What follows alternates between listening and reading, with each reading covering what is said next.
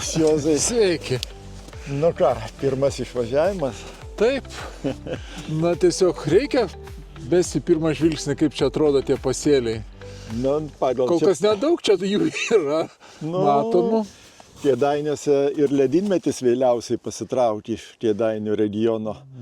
Pietuose anksčiau, čia vėliau. Nu taip. Tai nenuostabu, kad jeigu ten apie Baptus važiuojant buvo jau pasėliai matyt, sniegų mažai, jau čia atvirkščiai, sniegų daug, o pavažiavus tai čia 10-15 kilometrų. Kėdainiai neįgavo to sniego ir panašu, kad dar ne visai taip jisai ir skuba ištirpti. Tai šiandien kaip ta 40 paukščių diena, tai mes dabar ką galim pasidaryti ir ar pingvinų nėra. Jo, o turėtumėm girdėti vieversį jau. Tai taip.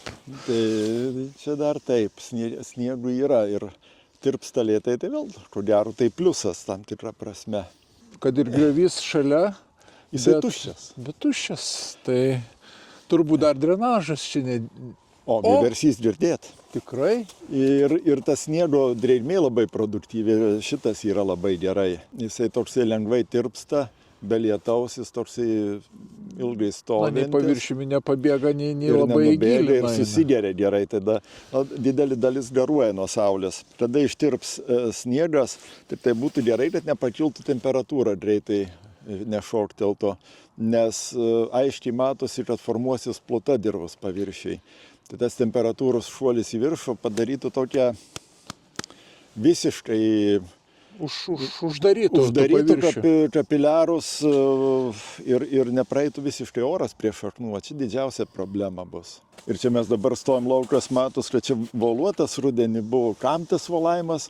Nu, šito dalyko mes taip ir nesupratom. Mes taip ir nesužinosim ir niekas nesugeba pasakyti. Ir net tie, kas volavo ir tie, sakom. Tokia rekomendacija būtų, kieno neaišku. Bet... Neaišku, kieno. Ir čia dabar matos, tuose stovi vanduo. Tuose grioveliuose jisai tikrai sudarys plutą. Na, šitos vietos, aišku, turbūt reikia žiūrėti, kaip čia yra su įšalu. Man tas tik tai labai neramina pluto susidarimas. Sniegas iškrito ant šiltos žemės, galima sakyti. Sluoksnis buvo storas, jisai suslėgė. Ir dabar tirpsta lėtai, tai ten prieisim, pasižiūrėsim. Ir tas vanduo sudarys plutą. Ir ta yra pavojingiausiai. Tai kas pirmiausiai, tai akeitėlės. Tai ko gero, kad jos būtų gerai. Augalui sunki gyvenimo pradžia ir tai šiemet prasidės vegetacija kaip ir daugiamečiai vidurkiai. Tai dabar mes tik eilę metų buvome įpratę, kad jau kovo mėnesį prasideda, kaip ir tose pietinėse šalyse praktiškai. Paskui vėl atšąla. Bet tas sniego trūmimus viskas gerai, bet šiemet, ko gero, reikia nurimti ir iki Velykų ramiai palaukti, kas darysis ten. Aišku, pietiniuose rajonuose vakar aš mačiau ten Vilkaviškis, ten į tą pusę, jau treštuvai ryte lakstė. Su trąšom jau treštuvai? Jo. Logikus yra, tas ankstyvas patrešimas silpniem pasėliam yra gerai. Kaip ir čia pasižiūrėjus, tai čia matosi, kad jau yra vėlyvesnė sėja. Na, tai tokiam pasėliui tas azotas startinis atiduotas irgi turbūt būtų naudingas, tik tai dabar dar čia ankstoka. Čia niekas dabar, jo. Ir dabar šiemet pagal šitą situaciją nesigaus ankstyvų tręšimo.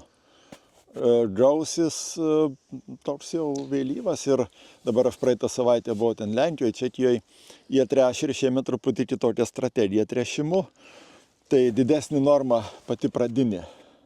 Netręšia. Jie, kaip sakykime, nusėmė vieną tręšimą, tą tokį startinį, kur duodavo anksčiau ten 30 azoto, dabar iš karto 90 kviečiams. Bet jie jau turbūt prieš savaitę 15 laipsnių šilumos turėjo? Jie praeitą savaitę ten buvo 15, bet naktim irgi -1, 0, taip, kaip kas su kasu, išleisti kasą ir tik tai su kasu laistant vėl, jeigu didesnė norma, tai tas pavojus yra dehidratacijos, nes iš šaknų ištrauks vandenį, šaknys silpnas, čia reikia labai gerai pažiūrėti. Nes jeigu tai pasižiūrėjus, kaip dabar atrodo tas augaliukas, to čia košiai kol kas, bet čia augaliukas 2 stiebeliai, čia vienas tik tai kol kas. Ir silpni svarbiausia.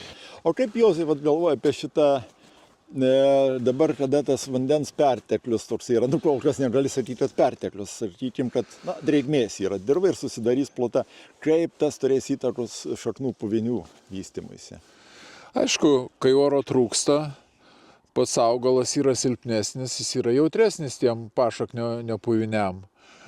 Bet jau dabar, bent jau čia tą, ką mes matom, tai aš turėjau baimių tokių, kad tiesiog tas sniego danga ir tas atleidimas, kada sniego pačioje kaupiasi vanduo, kad paskatins pavasarinį pelėsį. Bet nėra. Nėra. Todėl, kad lėtai labai atleidžia ir čia, aišku, dar yra šioks toks šaliukas, bet manau, kad per jį irgi jau skverbėsi ta drėgmė giliau. Taip, matos, kad čia. Tiesiog ją pašalina iš to sniego sluoksnio. Aš labiau mačiau, kad pievutėse, seku. Vejose yra daug. Vejose yra. Bet vasarą vis tiek mes matom tu išsikasė augalą su labai silpnom šaknim ir tokiom papuvusiam. Tai vis tiek jie tas trumpus sėjomainus, išbirę grūdai su fuzarioze, jie vis tiek tą patogenam turi tą tokį, man taip atrodo, nes visą laiką su tuo mes susiduriam. Iš principo tai yra tankų. Jeigu norma didelė lesusieta, o jinai buvo siejama vėluojant jau pagal tas tokias klasikinės rekomendacijas agronominės, kad jau reikia didesnės normos, tai čia vėl tas toksai vienam plote labai greitai visi tie procesai vyksta ir susidaro palankios sąlygos. Čia įsivertinė ir trumpa sėjomaina. Ir šiemet, kas neramina, situacija tikrai liūdna tokia, kainas erozija sugraužė grūdų, taip galima sakyti, erozija kabutėse įdėt. Ir ūkininkai, kaip kurie sako, to nedarysiu. Aš tai nežinau, kaip paties nuomonė, aš tai galvočiau, kad reikės šiemet ko gero įskaidyti, ypač pasižiūrėti į pasėlių būklę, kada sniegas nutirps ir jau kai prasidės vegetacija. Ir nuo tų prastesnių, kur neturi potencialų pasėlių, mitybą perkelt į tuos produktyvius. Nes jeigu mes visus vienodai prižiūrėsim, tai vienas bus neproduktyvus, bet irgi viską gavęs, kitas bus produktyvus, bet jis nebus gavęs tiek, kiek jam reikia, kiek jis galėtų pagal savo potencialą duoti. Čia kaip su tuo užskurdintų paršeliu, jis niekada jau labai gerai nebeauga. Ne. Mityba į geruosius, silpnuosius paliekam tokiam dietos režime.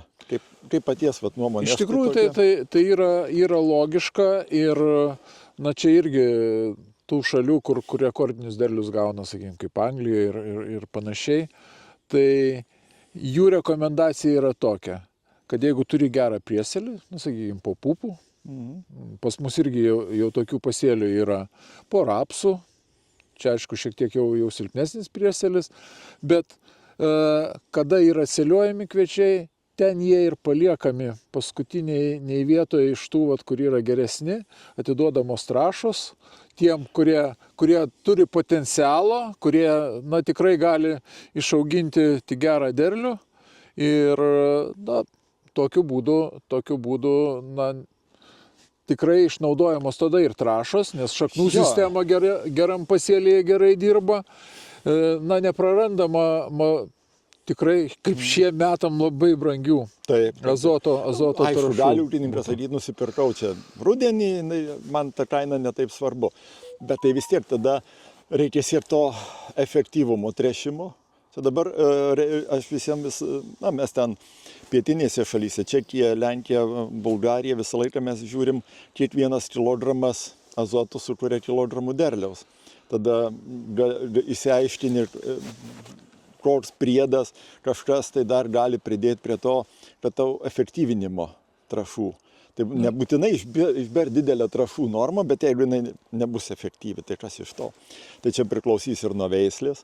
Tai kartais girdim sakant, rinkite šitą veislę, nes nuo veislės priklauso derlingumas. Palauk. Bet jeigu tą veislę aš pasėjau prastą dirvožemį, apie kokį derlingumą kalbėti? Į prastą dirvožemį, jeigu po prasto prieselio, turbūt irgi,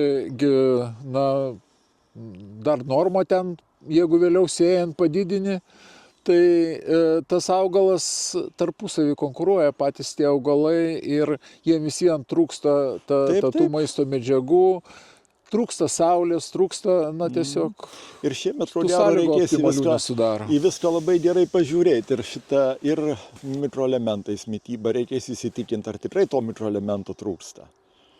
Nes supilčia gali viską, bet ar tu laiku jį paduodi, ar tu racionaliai išnaudoji visą šitą. Ir ko gero reikės žiūrėti labai ir su augalų apsaugą, kad labai tiksliai, nes mūsų koks yra įprotis, kada į mišką einam grybauti, kada jau grybai išdygsta, tai ir su purkštuvu išvažiuojam, kada jau matom grybus ant lapo. Bet jau vėlu. Reikia vėl ryžtis prie sėjomainos. Įsivertinti rizikas. Įsivertinti rizikas. Reikia žinoti veislės savybės, kam jinai jautri, kam atspari. Ir žiūrėti, kaip intensyviai bus galima patręšti azotų, nes kažkas tikrai nepatręš tą, ką tręšia iki šiol. Taip, nes trąšų kainos tiesiog neleis. Čia jos amoralius šiai dienai. Ir tiesiog tada žiūrėti, tai koks formuojasi pasėlis, jeigu jisai tikrai daugiau mažiau optimalus, tai tokiam pasėliui tada reikia visą dėmesį skirti ir su augalų apsauga. Prognozės. Pasiskaičiuoti čia šiemet ir išryškės, man atrodo, agronominiai tokie niuansai. Susiskaičiuoju pasėlį, įsivertinu, koks jo potencialas ir pagal tai imuosi darbų su tam tikra atsarga, nes gali užėti kažkokie gamtiniai reiškiniai, vis tiek jie apie 50% produktyvumą nulėmė gamta. Iš tikrųjų tai taip. O mes dar daug tų faktorių, kas ką lemia, dar ir nežinom. Tai galbūt taip atvertinant, kada atsinaujins vegetacija ir jau baigsis krūmimasis. Tada paaiškės, kiek yra produktyvų stiebų. Tada įvertini, žinodamas istoriją, kas buvo tam lauke, kaip tos sėjomainos laikomasi yra ūkyje, tai tada ten, kur tikrai galima ir yra potencialas, ten reikia taikyti intensyvę tą tokią technologiją, viską atiduodant. Kad iš jo gauti. O ten, kur yra silpniau, kur yra sėliojami kviečiai. Arba privoluoti kaip čia. Tikrai, ką mes matome, jie tikrai... Tačiau maitink nemaitinės, tai šio potencialo tikrai nebus. Jau dabar matosi, kad nebus. Gal mes klystam, bet pasieksim vasarą, mes į tą pasėlį.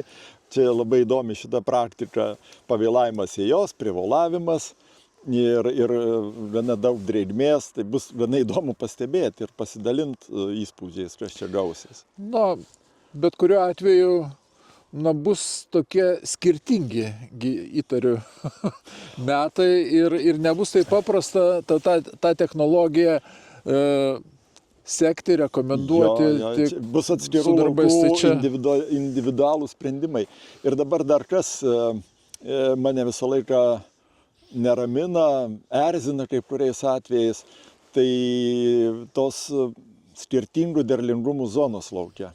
Salos, taip sakykim.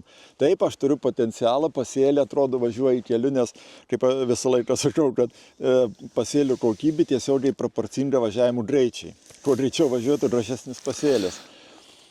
Pasižiūrė, atrodo, viskas tvarkoj, pasikeli droną arba pažiūri palydovinės nuotraukas, tai kad ten tuščių vietų pilna. Ir tos tuščios vietos tau nuima produktyvumą to lauko. Tai šitą reikės įsivertinti. Tas būtent tuščias vietas, dėmes. Ir čia dabar matom, šitam lauke bus dėmių. Stovi vanduo, susispaus dirvožėmį šitoje čia bus vietoje, jau- uždusimas čia bus tuščia. Arba bent labai silpnas bus. Tai va, į šitą reikės irgi kreipti labai dėmesį, ko mes nekreipiam. Tai būna kartais, sakom, panaudokite ten ar biologinius preparatus, ar huminės rūgštys, nedavė efekto. Palaukit, bet tai buvo pripuolimas. Šiemet panaudojau, taip kaip į sporto salę. Nuėjai vieną dieną, kai jau važiuosi į varžybas, nevažiuosi. Tai tas reikalingas nuoseklumas visur. Tai jeigu mes iki šio laiko neįsitaisim laukų, jų nesusilyginom, jis atsisuks mums prieš mumis. Tai vienas dalykas išsilyginti ir turėti lygų lauką paviršių, bet kitas dalykas reikia įvertinti, kad mūsų labai jau margi tie dirvožemiai, kurie... Tokį palikimą turim. Tokį turim ir čia jau neišeina nieko pakeisti. Ir jį turi tik tai prižiūrėti, o jeigu darys savo darbo. Aišku, kai ką galima taisyti ir tokiam lauke, nes be abejo tame margam dirvožemyje ir pH yra skirtingas. Ten, kur tikrai yra problema. Kalingumas. Maisto medžiagų. Bet jau čia yra struktūra, tokia, kaip sakykime, kaip giminių nepasirinksi, taip ir to dirvožemio. Tu tam regione ūkininkauji, tu tą turi, tuo atveju gali taikyti tręšimą tikslui, gali pasirinkti ten sėklų normas, bet kaip kurias problemas mes sukuriam patys. Sunki technika, nelaikų įvažiavimas, to pasėlių prisivolavimas, iš karto iššaukia tam tikras sutankinimus ir ten pastovėjo vanduo, sutankino tą dirvožemį ir mes negalim pagauti tų dėmių, jos yra besikilnojančios, jos vienais metais bus ten, kitais metais ten. Bet svarbiausia, kad ką aš stebiu, tai laukuose, kur buvo dėmės tokios, jos beveik turėjo aiškę vietą, ten jau daugmaž kiekvienais metais, jos dabar didėja. Taip, ir šitas yra, kadangi čia yra struktūra sugadinta, pastovėjo vanduo, jisai pasislinko dar toliau ir taip plečiasi. Tai čia ir ten pH labai krenta. Taip, nes orų režimas keičiasi, fosforų įsavinimas keičiasi, viskas. Tai va, ir dabar ką, mes lauksim pavasarį, stebėsim, kas čia darysis. Tas sniegas dabar gražiai čia atrodo slidininkų tik tai ir trūksta tam horizonte čia arba pingvinų. Tai pasidžiaugiam, kad nėra pelėsių, bent jau čia, šitam regione. Rapsai irgi atrodo lenda iš po sniego tokie truputį pavytė, bet taip ir turi būti. Taip, jie dar neatsiskleidė. Pernai prisimeni, tuo laiku jau buvo prieš paslėptą straublį nupurkštą. Taip.